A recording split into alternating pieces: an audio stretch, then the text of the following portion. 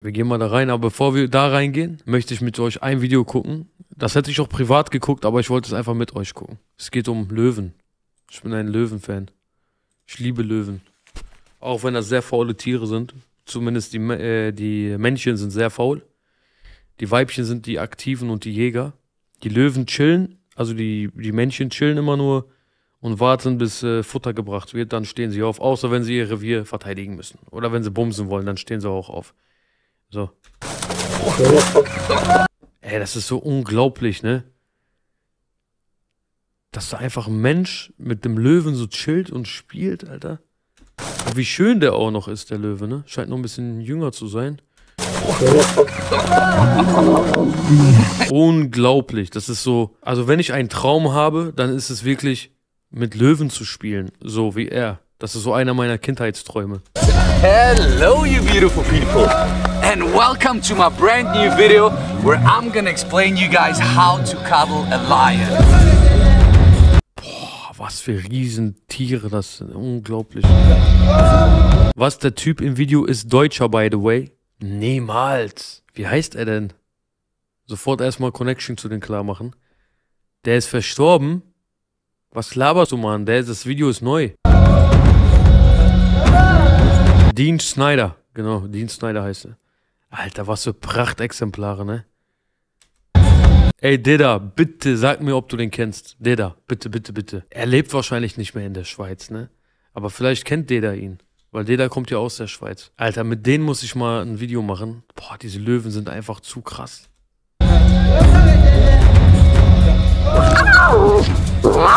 Oh. Wow, was für ein Gefühl einfach, Leute. Sorry, ich werde hier ganz oft stoppen, weil ich einfach fasziniert bin. Ich bin sowieso so ein Tierfreund. Ich liebe Tiere einfach.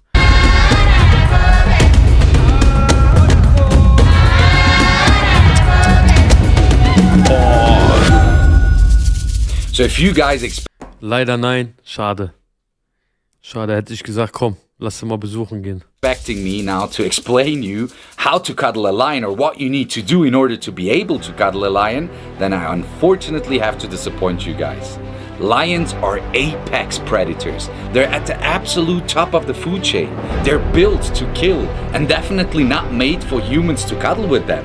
So to make it clear once and for all, a clear statement, lions and other wild animals are... Boah, Hyänen sind auch wild. Das sind so die Feinde der Löwen. Ich gucke sehr gerne solche Videos einfach. Also wenn ich mal irgendwo gefangen bin in irgendeinem Algorithmus auf irgendeiner Social-Media-Plattform, dann wirklich so mit Tiervideos, wie sie jagen, wie sie kämpfen und so. Und nicht irgendein Quatsch, Alter. Also, wenn dann Tiere. Ich supporte die Tiere. Not pets, nor should they ever be used or forced for human entertainment. Now, of course, a lot of you guys will say, but you interact with them, you cuddle with them, how come you can do it and we cannot do it? Now, throughout this video, I will answer some of the most asked questions about my life, and in particular, my relationship with the lions. Wow. Now, the most asked question ever is, how can I do this? Yeah. I guess there's three particular terms in that: love, patience, and empathy. Now, love means that no matter what the circumstances are, you always act, behave, and make decisions accordingly to the benefit of the opposite. And in this case, it's the lions. Die respektieren ihn ja auch als Rudelmitglied wahrscheinlich, ne? Sonst würden die den ja gar nicht tolerieren. Das ist Wahnsinn, Alter. Guck mal, der hat sich verheddert und probiert dieses Gestrüpp aus seiner Mähne zu ziehen. Der ist schon sehr abgefuckt und der hilft ihm. Das ist was das, Alter. Wie geil ist das denn? Ich finde solche Kleinigkeiten, achte mal drauf. Guck mal. Guck mal, der hilft ihm, das wegzumachen. Now, Baba-Typ. Der Löwe war sehr dankbar bestimmt. patience. Patience means to be consistent. You have to be always there, no matter how rough. Das Ding ist, die kratzen dich aus Versehen, so, weil sie spielen wollen. Und die merken ja nicht, dass sie dir deine Haut, deine dünne Menschenhaut damit vielleicht aufschneiden oder aufkratzen. Das merken die ja nicht, ne? Ich glaube, der Typ hat definitiv nach jedem Besuch bei seinen Löwen bestimmt irgendwelche Kratzer, Narben. Du siehst es ja auch schon an seinem Knie. Heftig, Alter. Tough, dirty, or bad things get. When they close their eyes, I'm there. When they open their eyes again after a lunchtime nap or so, I'm still there. I'm there when the camera is rolling, and I'm there when the camera is not even close to them. But the most important part of it is empathy. You have to be able to put yourself into the skin of a lion. I basically have to become a lion. Ja, die Zungen der Löwen sind so wie Schleifpapier. Die sind dafür gemacht, dass sie die Knochen, also beziehungsweise ihre Beute, so lange ablecken, bis die Knochen verschwinden. Das ist heavy, Alter. Lion. Act and behave like a lion.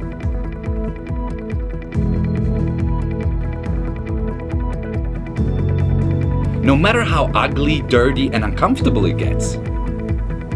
A lot of people would think, oh, that's so gross, she's dirty, she's bloody and stuff like that. But honestly, if I would push her away in such a situation, it would show that I'm not part of it, because they actually enjoy that smell. They actually enjoy such situations. Fuck. Stell dir vor, du bist da drin, die fressen gerade einfach ein Zebra und das Zebra guckt dich so an und es ist einfach tot. Die fressen es und dann kommen die zu dir, um zu schmusen und du musst es mitmachen. Sonst bist du kein Teil ihres Rudels. Die denken sich so, hä, warum? Boah, das ist schon heavy. Right, my girl? Now those three things in combination is the only way you truly can get accepted by a lion pride. Hello, my girl. And all this takes a lot of time. I mean, look at my situation. I know the lions since they are little, and we basically grew up together. And it's not different from humans. The longer you know someone, the better you know that person. The love grows, the respect grows, and the loyalty is there. But that doesn't mean that you cannot end up in a fight. Or that they're gonna treat you like a princess. Close! Wow. Wow, Alter, das meine ich. Wenn der Löwe will, reißt er ihm die ganze Haut auf, Alter. Komplett. Wenn er einmal richtig durchzieht, ist die Hälfte vom Gesicht weg. And that basically brings me to the next question. Are you never scared? The answer is absolutely no. Testen die ihn denn nicht mal im Rudel, so ob der stark ist oder nicht stark ist?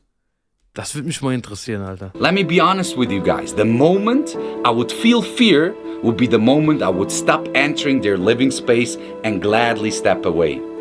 One thing I've learned in life is that fear is a terrible companion when it comes to maintaining or building. Oh, was sind das für Bilder, Alter? Alter. A relationship. And this Leute, er gähnt einfach neben seinen Kopf. Achtet mal drauf.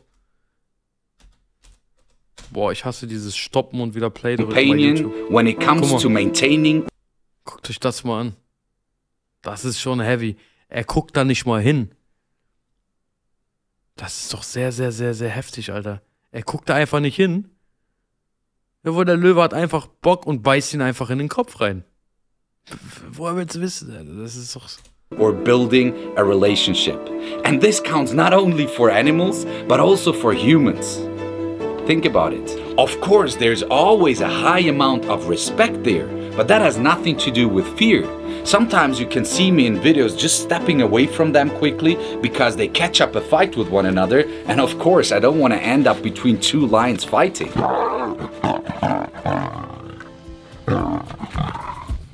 And here comes the next question. Do they think you're a lion? Well, I can for sure say that they see me as part of their family, but does that mean they see me as a physical lion? Nah, I don't think so.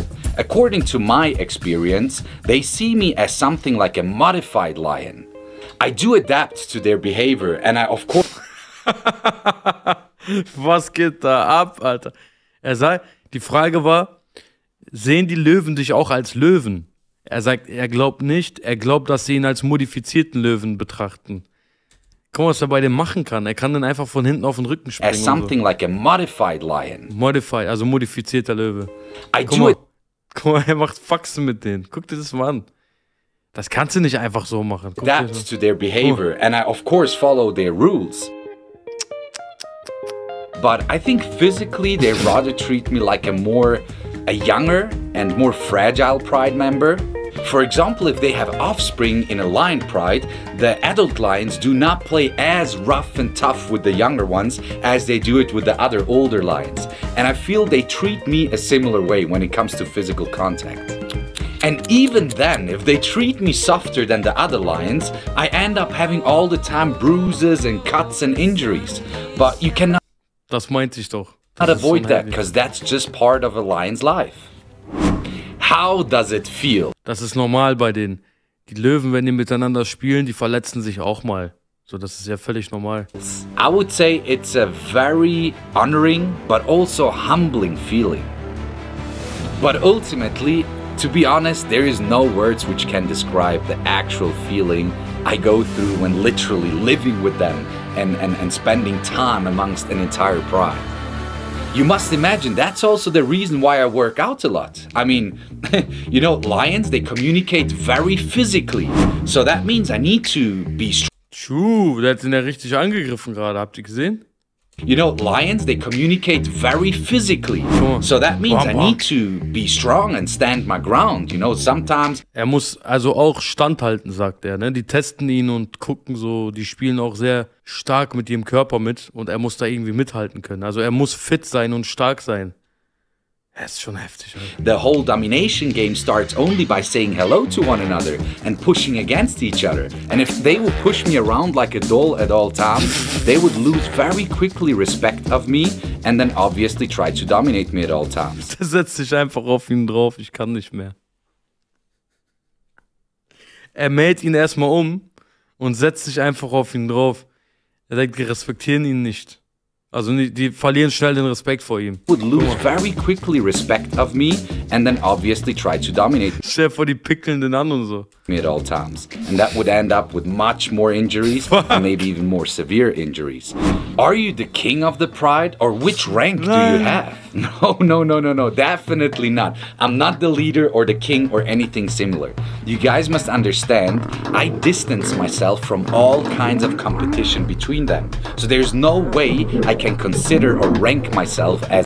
Die essen einfach einen Esel, Leute. Da ist einfach ein Esel. Die haben denen einen Esel gegeben. a king. Und ein Zebra. Ein halbes Zebra hängt da irgendwie noch.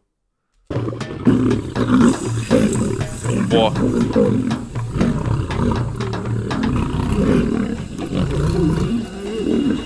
They do definitely know that I'm physically not on the same level as they are.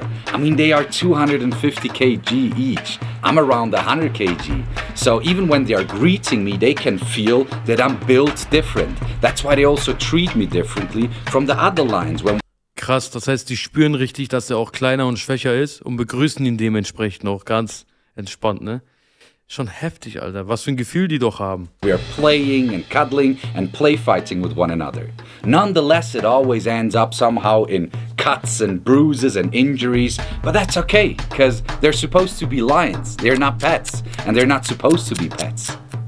And this is the exact difference between a lion who is trained and tamed with meat and whip in comparison to one of the Hakuna Mipaka lions who basically lives a beautiful life amongst his social pride and just being a lion. But you can only be with them when they're not hungry. Das wollte ich gerade sagen. Er sagt, du kannst nur mit ihnen sein, wenn sie nicht hungrig sind. Genau das dachte ich mir die ganze Zeit. Der ist doch nicht mit ihnen, während die hungrig sind oder Hunger entwickeln. Der kann ja nur dahin, wenn die vollgefressen sind und sowieso faul sind und vielleicht will ein bisschen spielen wollen oder schlafen, kuscheln wollen. Aber wenn die Dinger hungrig sind, egal ob du die aufgezogen hast oder nicht, die machen dich weg, glaube ich, oder? Das meinte ich nämlich. Now this is an absolute misconception, guys. Actually, it's the opposite way. When they're hungry, they're much more social. Because keep in mind, lions are social cats. They hunt in a team, in a pride. So when they feel hunger, they have to be good with one another in order to succeed and get some food. And in any case... Okay, das wusste ich jetzt zum Beispiel nicht. Wenn die Hunger haben, dann sind sie noch sozialer und sind noch netter zueinander. You don't go and eat your family. Once you're family, you're always family. Ach so. You don't just suddenly decide to kill your brother or sister and eat them. Now then... Okay, das wusste ich nicht. Das war mir nicht bewusst. Er sagt, wenn die Hunger haben, dann sind sie noch sozialer als vorher. Und die essen sich nicht gegenseitig oder ein Familienmitglied, weil die betrachten ihn ja auch als Rudelmitglied. Okay, das hätte ich jetzt nicht gedacht, Alter. Wow. Interesting thing is ich dachte auch genau das Gegenteil, Leute, so wie ihr gerade schreibt. Ich dachte genau das Gegenteil. That each line has a very unique character. So the mood within the pride is different every day. So before I enter the lion property, I have to analyze their body language and their mood from afar. This will tell me in what mood they are, what's going on, has anything changed in their ranking system, is someone a little bit moody today or are they very cuddly, and that allows me to react accordingly and adapt my behavior onto their mood. But when I see from afar that there is tension in the air, or two of them maybe have an argument or could end up in a fight, I tend to sometimes not even approach them, because I don't want to end up between two fighting lions. That could end fatal for me. So the most important thing is always to stick to the rules of the king. My focus is on the leader and he... Krass, der muss sich also wirklich den Regeln und Gesetzen des Rudels anschließen. Er muss, sonst könnte er dazwischen kommen und dann gibt es was Heftiges ab. He will tell me how I have to behave amongst them in order to not end in trouble.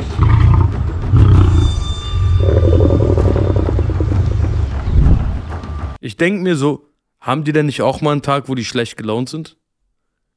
Was meint ihr? So einfach so einen schlechten Tag, wo die aus Versehen dann, ja, mal feste zubeißen? Und wenn das ein Mensch ist, dann... He doesn't feel comfortable, not even with me. And if I see that he is causing the trouble or having a very bad day, yeah,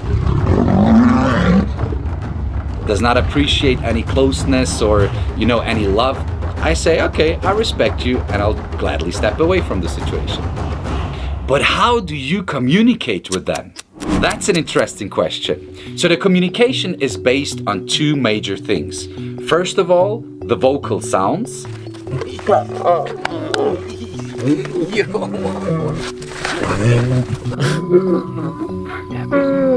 And second, and that's the major part of it, is the body language. Yeah, no way. It might be hard to believe for you guys, but lions literally communicate the same way as we humans do with one another. Just instead of using words, they do use their body and certain sounds to communicate with one another. They're constantly in an exchange, and when I'm sitting around them, just looking at them, for you it looks like a sleeping or chilling lion. For me, I can observe certain communications and arguments between them. You see that? That's like I told you twice, I told you 3 times. One more time and I'll fuck you up. There are some major body parts I look at in particular in order to read the basic body language of lions. Now here we're talking about the eyes, their head, the position of the head, their ears, their body posture in general, as well as their tail. And all of that in combination with different sounds, vocal sounds, mean something different. And if you can put all those different combinations together, you know basic lion language. Once you manage to do that, you scratched open the surface and are ready to dig much, much more deeper into the complex communication of lion language. Will the lions always recognize you?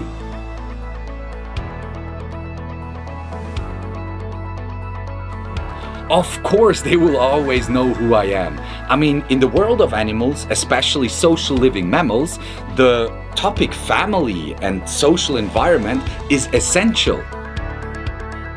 That does not mean that you cannot be pushed out of a family, a pack, a pride or a clan, but that means they will always know who you are. Now when it comes to the Hakuna Mipaka lion pride, they can see me and recognize me already from afar. If you would stand next to me and walk with me towards the lions, they would immediately know by the way I move and the way I walk, this is Dean, we know him, he's family, and this is something or someone else. What's going on? And this leads me to the next phase. Was? Er trägt Zebrashorts. Er trägt einfach Zebrashorts. Famous question, which is, but I could go in with you, right? There is absolutely no chance another living being on this planet could approach the Hakuna Mipaka lion pride without being attacked or even killed. Actually, there's only two ways of how to be accepted by lions who are not trained to tolerate humans in their environment. So the first way is you're born into the lion pride, which is absolutely impossible. And the second thing is you challenge the current ruling king.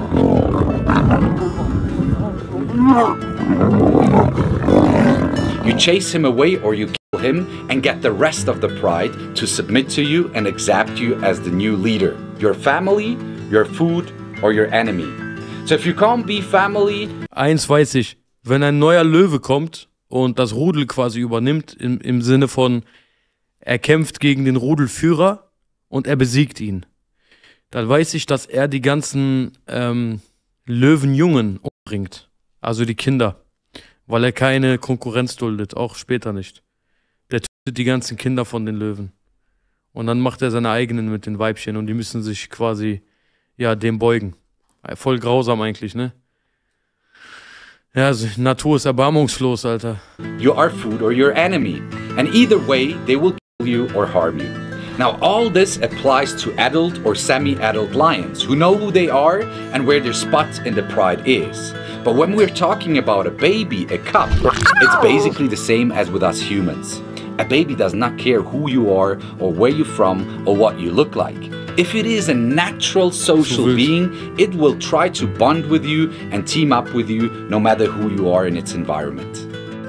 And this is exactly the way how I achieved to form a lion pride out of 6 non-related lions. Wie süß einfach.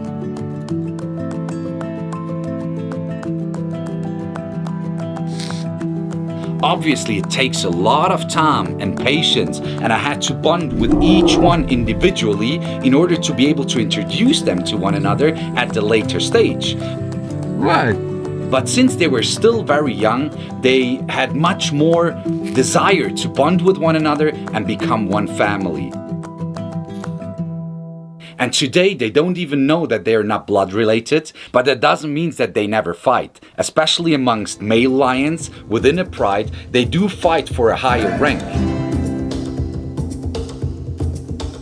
And sometimes so bad that they split for a couple of weeks and then they find together again, because in the end of the day, they're family.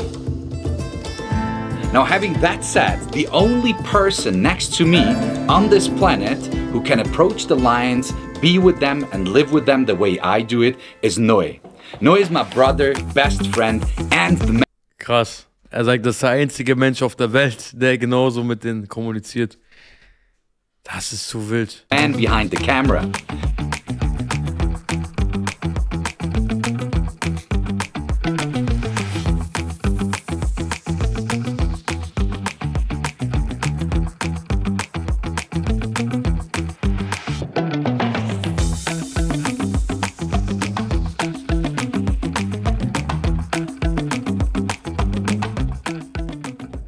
Most of you guys ask yourself always, how can you shoot all those amazing videos and stuff like that? This is because of Noe. He was here from day one. He has helped me to form that pride. He has bonded with each and every animal the way I did.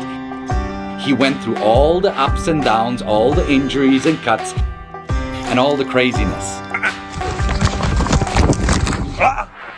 So as you guys can see, no matter how much you love animals or how much you think you have a great energy with animals, it's just simply... Das waren diese belgischen Schäferhunde gerade, ne? Warte, ich mach mal nochmal zurück. Das ist doch so ein belgischer Schäferhund, oder nicht? Die sind diese Polizeihunde. Ja, davon hat mich einer zerfetzt.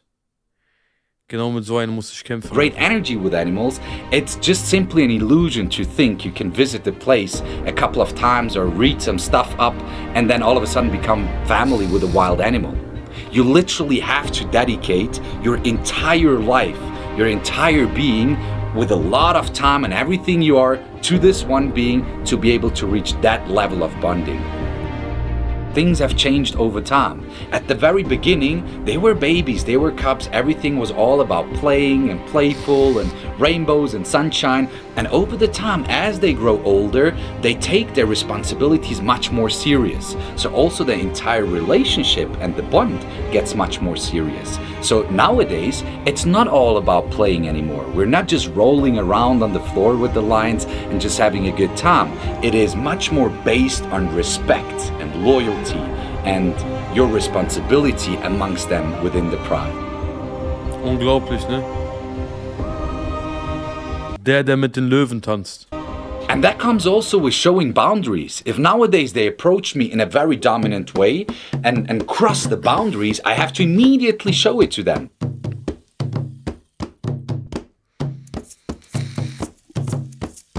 Same as they do it with one another. If they don't respect each other's private space in certain situations, they just smack each other, and I have to act the same way.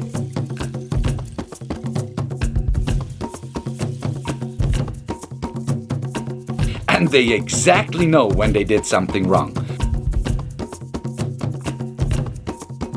And the same thing also counts for Noe, who is part of the lion pride but behind the camera. Wie der den festhält. Der hält den richtig fest, ne? Das ist, als ob dich jemand von hinten fast festhalten will. Und er kämpft dagegen an. Camera. Guck mal, der lässt sich nicht mehr los. Der sagt, boah, der hat in einen reingeballert. Habt ihr gesehen? Der hat den richtigen Ellbogen gegeben. Guck mal bitte. Bam. Bam. But if you do it with no reason, or if you force yourself on top of them, then they will give back to you, and believe me, as a human, you will lose that battle. Are you going in with any weapons, or what is the security setup for you? The answer is no. Der hat den Löwen einfach auf die Nase geboxt, habt ihr das gesehen? Der hat ihn einfach rein auf die Nase gegeben. Not at all. There will never be weapons or any security measures involved which can seriously injure or harm one of the lions. I am fully aware of the risk when I enter lion property, same as you guys are aware of the risk when you enter a car, or when you hop on a motorbike, or when you go for a swim in the ocean. In the early stages, we sometimes had a stick with us, which served as an extension of an arm, but shortly after that we realized, okay, it does not really make a difference. We anyways get all the injuries and cuts, so we rather just leave it. And then with the time, as they grew older, seine arme Frau. Na Schatz, hast du wieder mit Löwen gekämpft? And had those ranking fights between one another, we started carrying a pepper spray. And the use of it would allow us to stop a fight between them or avoid them from jumping on top of us and try to dominate us in a certain way. But up until today, we've never had to use the pepper spray at all. Lions are the happiest in their natural environment, doing just what lions do. This is also the reason why we have built the Live Wild Reserve, so that the lions of the Hakuna Mipaka oasis can have a life as wild as possible, even though they were born in captivity. Why don't you release them back into the wild? Now, most of you guys would think they will not be able to survive in the wild, but that's not true. I'm absolutely sure and certain that they will be able to hunt for themselves, to protect themselves, and to easily survive out there in the wild. The big problem is no government would ever allow lions who are used to humans and human activity to be released out there in the wild. Unfortunately, all the Hakuna Mipaka lions have been born in captivity already before they came to my place, to the Hakuna Mipaka sanctuary. So they know what humans are, and often they associate human activity with food. So the first thing what would happen when you release them somewhere in the wild, they would find human activity, end up in the next village, maybe trying to hunt cows or cattle from farmers, or even being a threat to humans. And what would happen to them? They would get shot and they would. Now you guys might remember the very first question you had. Why am I the one who's able to live with lions and touch lions and cuddle with lions, and you shouldn't do that? Well, this entire video is the answer to it. If you can do everything I mentioned in this video and you're able to leave your life behind and dedicate your entire life to such a mission. Oh shit, Benjamin Wohlrab, der einzig wahre Bruder, vielen lieben Dank für diese 5er-Sub-Bombe an die Runde. Sehr ehrenwert. Wer auch immer ein Geschenk bekommen hat, bitte einmal leer machen für den Bre.